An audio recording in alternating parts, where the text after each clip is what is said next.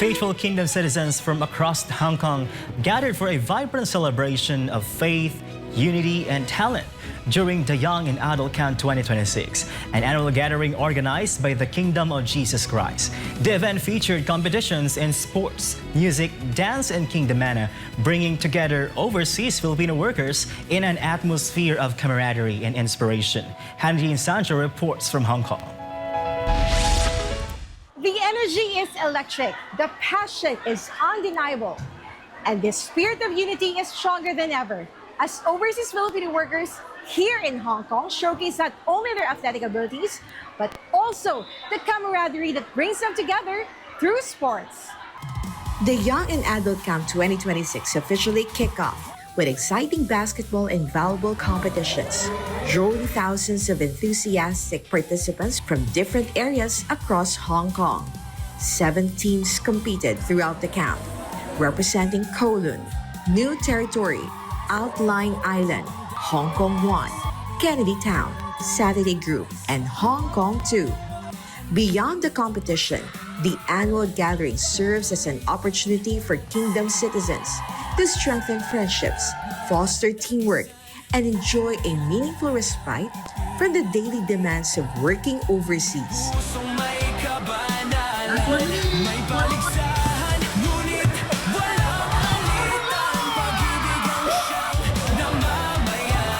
Adding excitement to the festivities was a special exhibition basketball game featuring SM9 anchors and reporters who face off against Team Banateros in a fun-filled match that energized the crowd.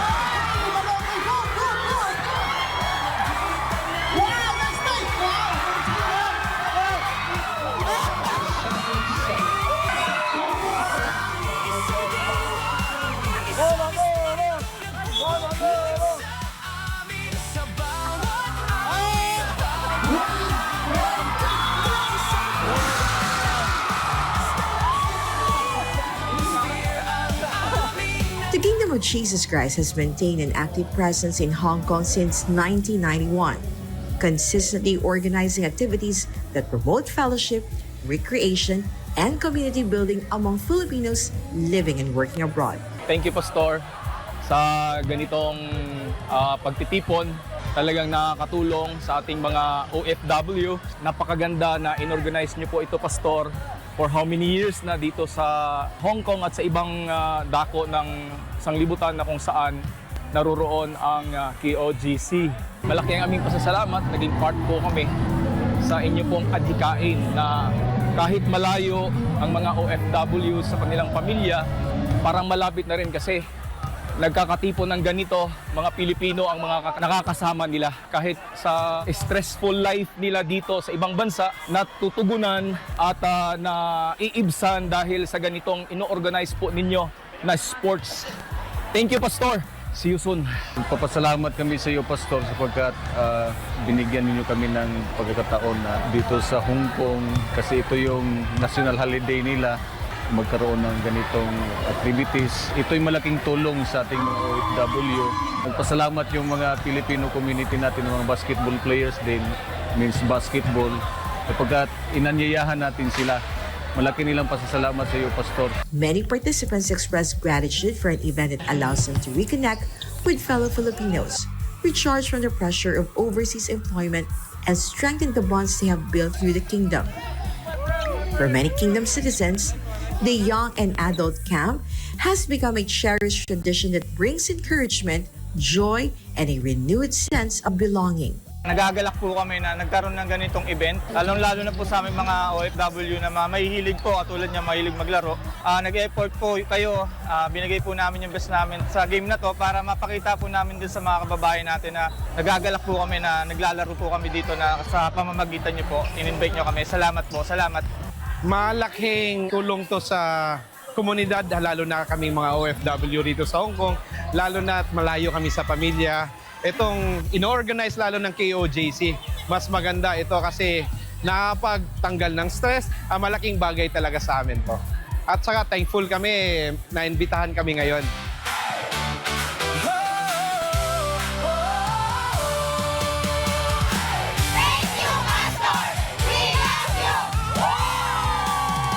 SM9 anchors, Attorney Rowena Guanzon, and members of Team Banateros likewise expressed their appreciation for the overwhelming support and the vibrant atmosphere that made this year's sporting event even more memorable. Grabe, ang daming tao, ang saya-saya. Napakarami nag-participate at saka napaka-sporty talaga ng mga taga Hong Kong. Kasi syempre malayo sila sa pamilya nila, ito lang yung kanilang libangan. Minsan lang may holiday. Thank you again, Pastor, for everything. Salamat sa tiwala mo sa Banateros. And hindi ka namin bibiguin. Mas gagalingan pa namin. Maganda itong mga ganitong klaseng organization na tipon-tipon ng mga OFW. Ako, naging OFW din ako eh. Nakakalungkot dito sa ibang bansa. Mas maganda yung bonding talaga. Ito yung bonding na maganda dahil sports. Maganda siya at saka talagang organisado. At alam nyo, marami tayong natututunan dito. Yung team building, bonding din sa bawat kapatid natin dito from Hong Kong. Nang laro na ko, kami pastor, initiative. Kung may okasyon o holiday, pinagsasama-sama na lahat ng mga Pilipino. Para maiwasan nila yung kalungkutan na naminis nila yung pamilya sa Pilipinas. Malaking bagay na para sa lahat, hindi lang para sa physically, pero emotionally. Yan, maraming salamat sa pastor, nabuhay pa. Mabuhay kayo, JC! So yun, Pastor, maraming salamat. Una-una siyempre sa pag-imbita dito sa amin ng Banateros Brothers. At thank you, grabe. Ang ganda nitong nitong programa na to dahil nagkakaroon ng kasiyahan yung mga kababayan natin, mga OFW dito sa Hong Kong. Buti ka pa, kahit na nandyan ka sa ganyan sitwasyon ngayon na ginigipit, tuloy-tuloy pa rin yung pagtulong mo, pagpapasaya sa bawat Pilipino. Napakahalaga nito para sa mga OFW dahil alam naman natin na sila dito ay kahit kalabaw at malayo sa pamilya. So napakaganda nito dahil nagkakaroon sila ng libangan, nagkakaroon sila ng solid na samahan ng bawat Pilipino dito sa Hong Kong. Pastor, maraming salamat. At buti na lang talaga merong isang Pastor Apollo Kibuloy na handang tumulong kahit anong mangyari sa bawat Pilipino. Congratulations sa KOJC dahil sa mga ganitong event. Maraming salamat, Pastor, dahil sa mga ganito na-organize nyo, na-organize ng KOJC. At syempre kailangan to ng mga kababayan natin na nasa ibang bansa, lalong-lalo na mga malayo sa pamilya. At hindi lang to ginaganap dito sa Hong Kong, kundi ginaganap din to sa iba't ibang bansa. Ayan, magandang bagay ito kasi nakakapag-bonding yung mga kababayan natin. Hindi lang nakakapag-usap, nakakagawa pa sila ng mga activities na makakatulong din sa kanilang katawan. Kagaya namin, nakakapagod pala to. Maraming salamat. Una-una, maraming salamat, Pastor Apollo C. Kibuloy, for giving us an opportunity to play here in Hong Kong. Nakalaro namin yung mga OFW dito na talaga namang kumakayod para sa kanilang pamilya. At napakaganda nitong ginagawa ni Pastor Apollo C. Kibuloy dahil sa ganitong mga activity ay nagkakaroon ng pagkakataon na magkaisa ang mga Pilipino dito sa Hong Kong. At ito ay mahigit 3 dekada lang ginagawa ni Pastor Apollo C. Kibuloy dahil sa activity na ito, sa festival na ito, nagsasama-sama ang mga Pilipino OFW. Nakikita natin ang saya at ngiti sa mga Pilipino, bawat OFW dito sa Hong Kong. Maraming salamat, Pastor Apollo C. Kibuloy, sa ganitong ginagawa mo activity para sa ating mga kababayan Pilipino. Thank you. Ako nagpapasalamat kay Pastor Kibuloy dahil itong ginagawa, concern talaga siya sa mga OFW. Kasi taon-taon po ito ginagawa at ang maganda rito, hindi lang para sa members ng KOJC. Open to sa lahat na gustong sumali. Actually, pangalawang beses ko na to na nasaksihan na merong ganitong activity at nagsasama-sama ang mga Pilipino dito. Hindi lang basketball, hindi lang volleyball, may mga sayawan, kantahan at iba-iba pa. Naku, napakaganda talaga nito na ang mga OFW, ang mga bayani ng Pilipinas, bagong bayani ng Pilipinas. E din dapat suportahan natin sila. E din dapat pasayahin natin sila. Shout out sa lahat ng mga OFW, hindi lang sa Hong Kong. Lahat po yan sinusuportahan ng KOJC. Kaya maraming salamat, Pastor Kibuloy, sa mga activities kagaya nito. God bless po. Ang saya-saya po. Salamat sa Kingdom, sa KOJC at kay Pastor Apollo. The first time ko ito maka-experience ng ganito kasaya na at napakalaking festival ng mga OFW, hindi lang yung members ng Kingdom ha. Ito pong mga ginagawa ni Pastor ay hindi lamang yung pansamantala ba, it's really creating a home for our OFWs here in Hong Kong. Pastor Apollo, maraming salamat po at naimbitahan ako dito. And thank you sa support nyo sa namin ni Kati Binay. Sana po nasa mabuti kayong kalagayan at kaawaan po kayo ng mahal na Panginoon.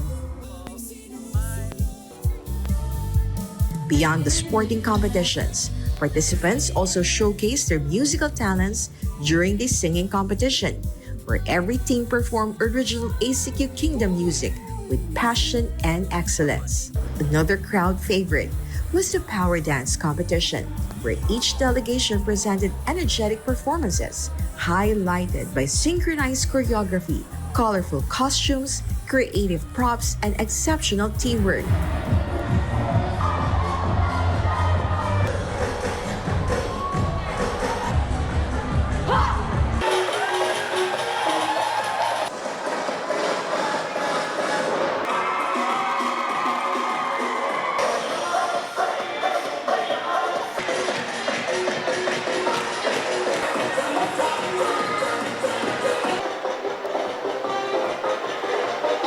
The young and adult camp culminated in the announcement of the overall winners.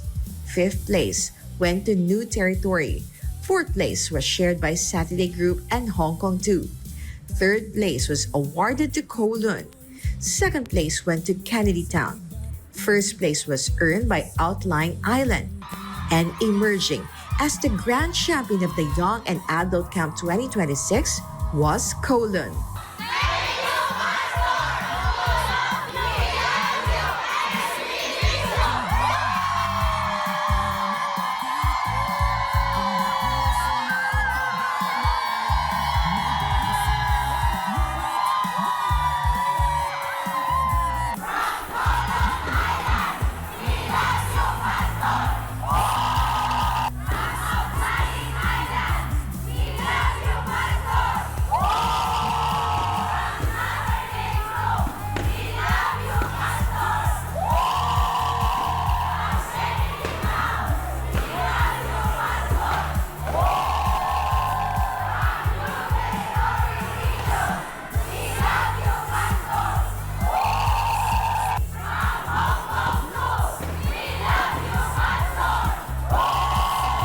As the Young and Adult Camp 2026 came to a close, Kingdom citizens in Hong Kong once again demonstrated the spirit of unity, love, and unwavering dedication in serving the Almighty Father, our Lord Jesus Christ, through His appointed Son.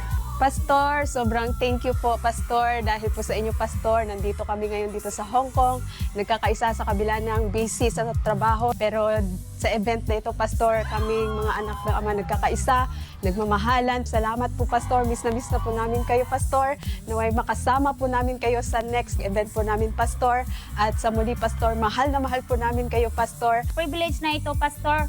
Dahil dito, Pastor, kami po ay natutuwa, nagagalak dahil sa kahit anong hirap, kahit anong stress po sa aming trabaho. Ngunit, Pastor, dahil dito sa Young and Adult Camp Competition, praise the Father, kami po ay Ama na gagalak, natutuwa lahat po ng problema sa buhay namin, Pastor, ay nawawala dahil dito. Thank you, Pastor. We love you. Maraming salamat po, Pastor, sa patuloy na paggabay po ninyo sa amin, na in spite sa sitwasyon mo ngayon, pero hindi mo talaga kami pinapabayaan. Patuloy na ipinapaabot mo sa amin ang gabay para upang kami ay lalong lumakas, lalong tumatag sa lahat ng mga pangangarap mo sa bawat isa sa amin. Salamat po, Pastor. Mahal na mahal ka namin at alam po namin na malapit na ka na namin muling makasama. Salamat po, Pastor. Maraming salamat po, Pastor. Usa ka ni ka pribilehiyo nako, Pastor, nga karong adlaw naka-apil jud ko, Pastor, og Young Adult Competition, Pastor. Salamat kaayo, Pastor. Daghan kayong salamat bisan pa man, Pastor, sa kalisod, Pastor namo. Daghan kayong salamat and we love you and we miss you so much, Pastor. For the faithful Kingdom citizens in Hong Kong, the Young and Adult Camp is more than a celebration of talent and friendly competition. It is a gathering that strengthens unity, renews friendships and reminds them that despite being far from home, they remain part of one family, bound together by faith and fellowship, under the guidance of the appointed Son of God, Pastor Apollo C. Kibuloy.